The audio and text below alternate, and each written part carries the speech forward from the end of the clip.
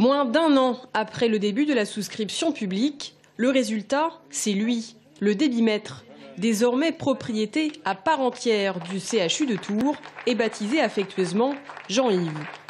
60 000 € auront été nécessaires pour en faire l'acquisition. Et aujourd'hui, la présidente de la Fondation Rabelais se félicite de la grande générosité des donateurs. Qui n'a pas eu dans sa famille une personne qui a eu un problème, qui est venue à l'hôpital, qui a vu ce qui s'y passait, qui a vu qu'il faut aider pour qu'il y ait de nouveaux matériels, pour que les équipes soignantes soient plus entourées. Et vraiment, moi, j'y ai cru tout de suite. Je me suis dit, il faut faire quelque chose. Les gens ne peuvent pas être insensibles à ça. Le débitmètre sert à mesurer le débit sanguin dans les vaisseaux qui irriguent les organes. Cela permet ainsi d'optimiser l'apport sanguin des organes à greffer. Un outil précieux donc pour le CHU de Tours, deuxième centre de transplantation hépatique en France. Un centre doit d'abord se féliciter de la qualité de ses résultats.